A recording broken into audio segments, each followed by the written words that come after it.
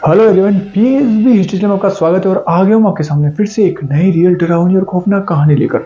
अक्सर आपने भूतों की कहानियों में भूतों को लोगों को डराते हुए या फिर खौफनाक मंजर को देखा होगा, पर कभी कभी भूतों को भी किसी की हेल्प की जरूरत पड़ती है। आज की जो हमारी कहानी एक कपल की है जो कि एक मकान खरीदते हैं और जब वो वहाँ पर रहने जाते हैं तो उनसे भूत हेल्प मांगता है। आज की जो हमारी कहानी बेहद इंटरेस्टिंग और बहुत ही हॉरिफाइंग होने वाली है, तो लास्ट तक इस कहानी को जरूर देखें। और आपके पास भी कोई ऐसी रियल डरावनी और खौफनाक घटना है तो आप लोग मेरे साथ शेयर कर सकते हैं मेरे जीमेल मेरे इंस्टा अकाउंट पे, उसका लिंक मैं इस वीडियो में डाल दूंगा। आप सभी लोगों से रिक्वेस्ट है कि आप इस चैनल को सब्सक्राइब कर लीजिए ताकि मैं ऐसी इंटरेस्टिंग स्टोरी आप लोगों के लिए अपलोड करूं तो उसकी नोटिफिकेशन आप लोगों के पास सबसे पहले पहुंच जाए। तो बढ़ते हैं कहानी में थोड़ा आगे। आज की जो हमारी कहानी एक कपल की है, विकी और किरण, जो कि दिल्ली में रहते हैं। इनका एक बिहार में एक छोटा सा गांव है। विकी ने सोचा कि क्यों ना वो अपने दिल्ली का घर बेचकर अपने गांव में शिफ्ट हो जाए। वहां पर उसे एक घर मिलता है जो कि एक कब्रिस्तान के पास था।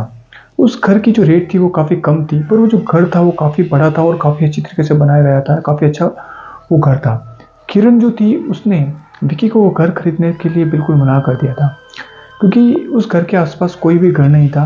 बिल्कुल सुनसान इलाकों में वो घर था, पर विकी को वो घर काफ़ी सस्ते रेट में मिल रहा था और इतना बड़ा घर उसे इतनी कम रेट में उस गांव में कहीं नहीं मिलता।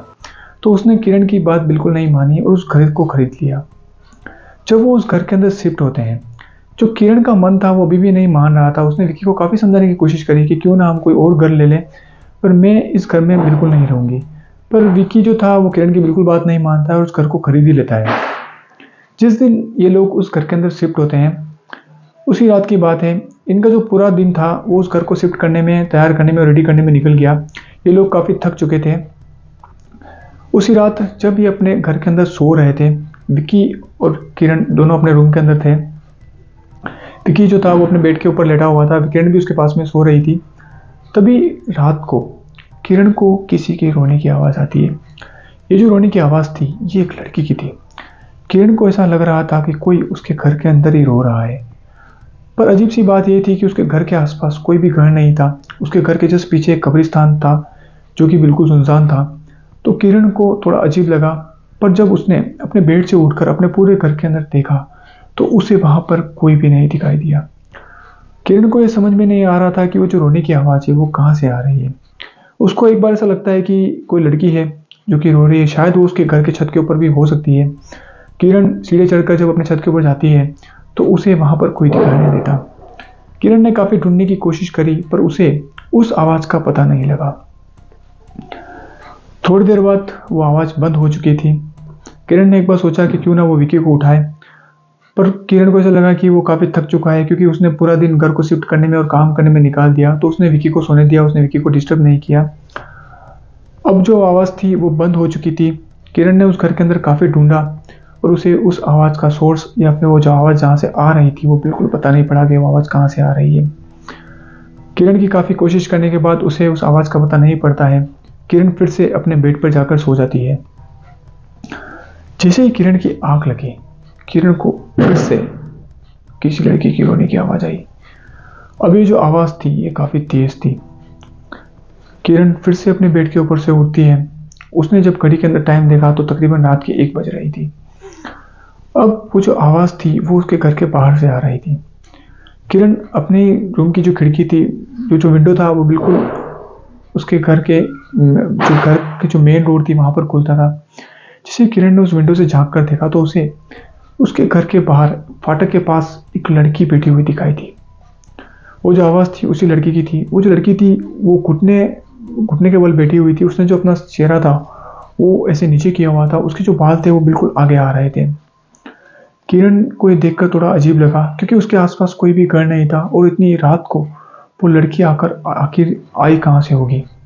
उसने विकी को उठाकर वो सारी बात बताने की सोची, पर उसने सोचा कि ठीक है, विकी को सोने दिया जाए और क्यों ना मैं खुद ही बाहर जाकर देख लेती हूँ।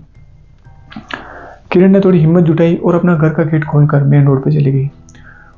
तो वो जैसे ही बाहर जाती है वो देखती है वो लड़की अभी भी वहीं पर बैठ के रो रही है और उसकी जो आवाज़ थी वो काफ़ी तेज थी।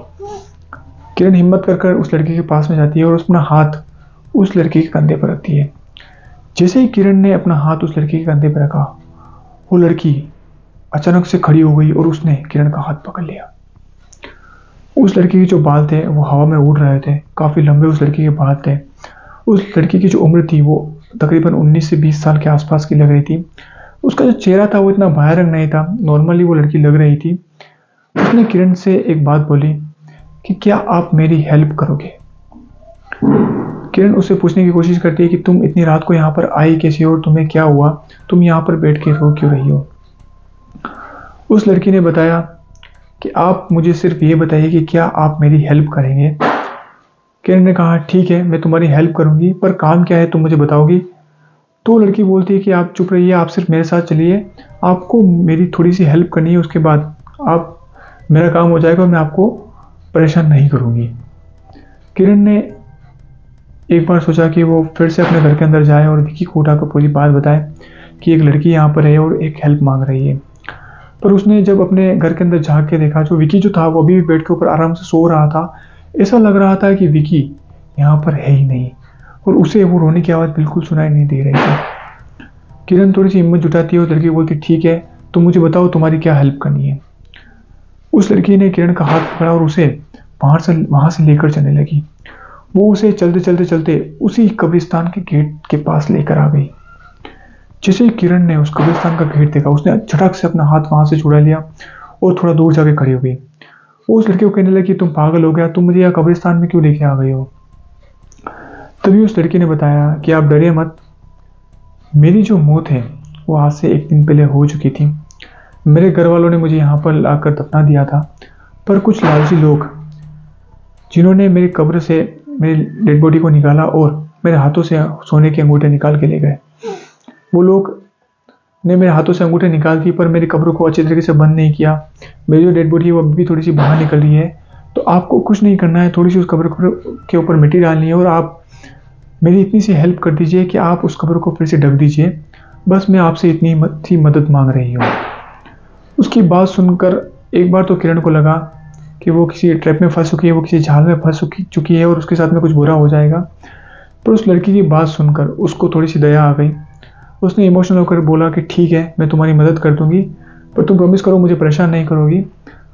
वो जो लड़की थी उसने किरण को बताया कि आप टेंशन मत लीजिए, आपको कुछ नहीं होगा, यहाँ पर आपको कुछ नहीं होगा, आप सिर्फ अंदर जाइए और मेरी कब्र को थोड़ा सा ढक दीजिए।